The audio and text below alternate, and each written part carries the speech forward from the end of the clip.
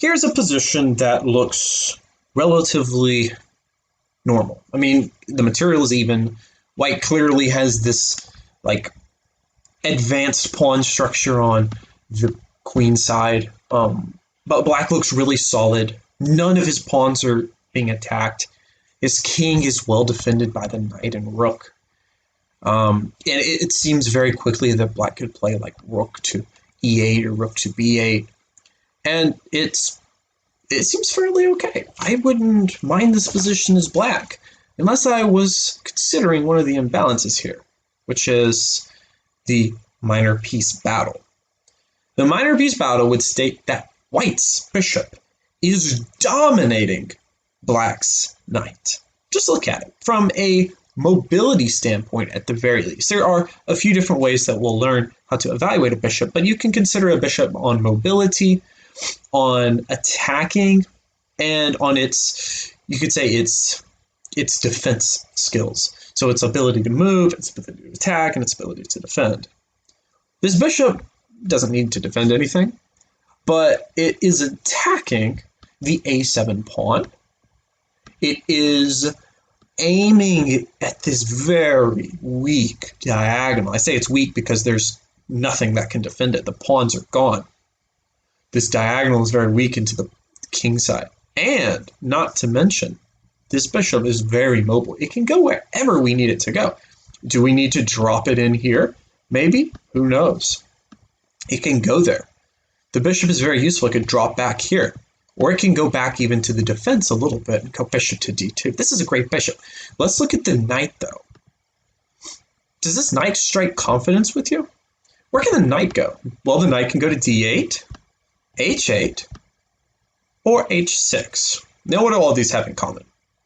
They suck. They really suck. These squares are horrible, right? Why? Because they're on the back rank, they're on the corner, and they're also on a side rank or a back rank, right? They're all really useless squares. d8, where would you go from d8? Back to f7, so there's no point in going there. Where would you go? Why would you go to h8? No reason but to go back to f7. Why would you go to h6? Well, maybe to hop into g4, but then what do you do from g4? Maybe you can go back to f6. Okay, maybe you can get your way. That takes a long time, and you're going to see that black does not have the time because this bishop is going to prove to be a monster. How would I win? I'm talking about winning here, not just how would I have a better position. How would I win with white? Well, check this move out. I can play the simple move bishop to c3, or bishop b2 does the same thing. And after black makes a move, since this is bishop versus knight, let's just say black tries to improve his knight. This would make sense. Knight to h6, attempting to get this maneuver in. Now, I'll give you a moment. What can white do here? What's the power move that white has?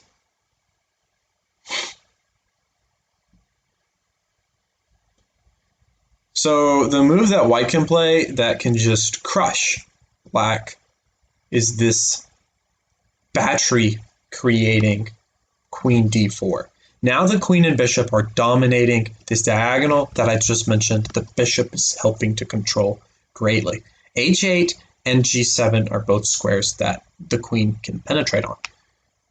Now the knight could go back to f7, but that wouldn't help with the issue of the g7 square. The rook could try to hop into f7, but then you would notice after queen to h8, black's king has run out of moves, and it would be checkmate. So the only way to survive would be to go king to g7. Now, how do you win? Well, there's a lot of ways to do it. My favorite is just to simply play the move queen to g7, king to e8. Now you can pick either rook. Let's just go rook f to e1. After king to d8, now we play the either we can grab the rook, but we don't need the rook. We could play also the move queen to e7, and that is checkmate. Thank you very much. I'll take a bow. That's the power of the bishop. So again, this is, I completely forgot to switch this. We're into the superior minor piece. So this is how the queen and bishop can work well together, but really just in general how a bishop can be just a monster. Now, let's look at this position. Better knight. Now, which minor piece is better? It's the same, almost the exact same position, but this time the knight dominates the bishop. Where can this bishop go? Well, it can go to d8, but the only reason to go to d8 would be to defend c7, so that's not particularly desirable. And the only reason to go to f8 would be to maybe defend g7, and that's not particularly desirable either. The bishop has nothing it can do. The knight, though, on e6, that's another story. The knight is also helping to control the g7 square. It's also controlling f8, so tactically, at some point, maybe if the bishop drops back, then our knight can snap off the bishop and get the queen involved in the game somehow. For instance, a line could be like queen to d4, black makes a move like bishop to f8, then we can actually capture this. They couldn't capture with the rook because we would have mate. And if they captured with the king, we would have another type of checkmate.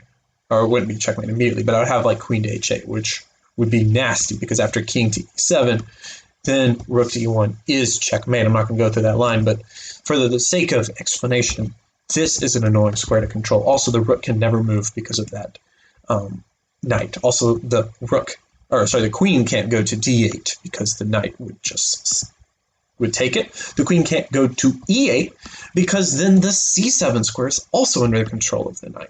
The knight is like an octopus, as Silman is going to put it later in the book. It's like an octopus going out in all these different directions, and it's really just completely paralyzing black. And again, though, if you don't believe me, let me show you why this position is just winning for white. White is going to play the move rook to b1, just like in the last example. We don't have to necessarily attack the king to win the game super quick. So now, of course, our bishop is not controlling a7. That's one downside. So maybe they could try rook b8 to challenge our rook. But then we're going to just simply play rook b7 because that rook is a monster threatening to pick up a free pawn, and maybe also a7. Who knows?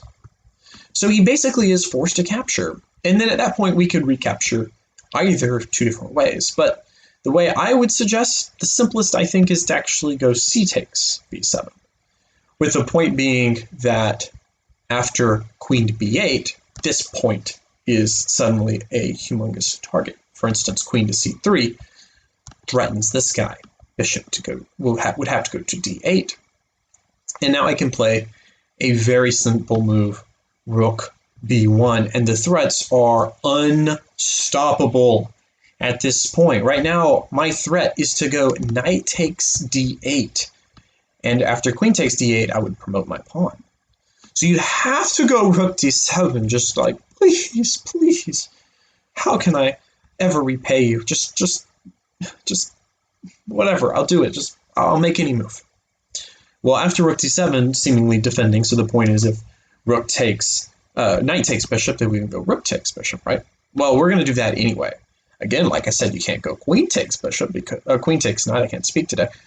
Pawn to b8 equals queen, and we'd be up a queen.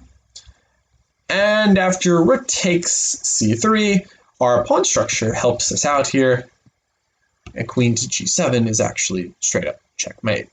Pretty fun, right? There we go. That's how a bishop and knight can completely change the battle. Let me give you the summary here.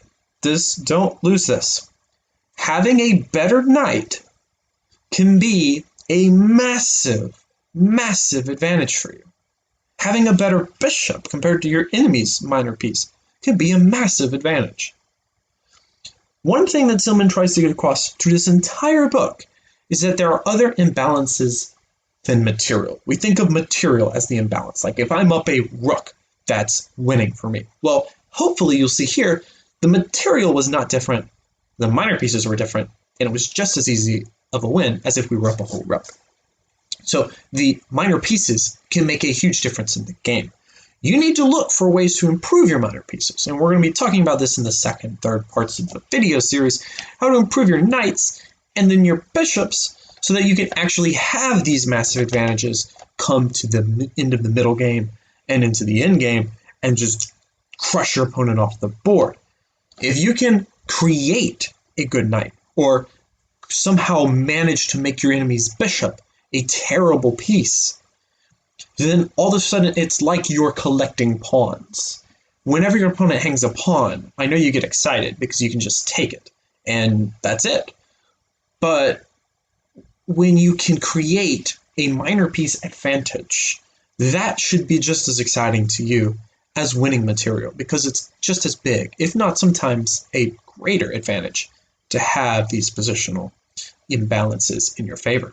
Now, like I said, they are an imbalance, so you can have a favorable imbalance or an unfavorable one, so try to avoid the unfavorable imbalances. Let's move on.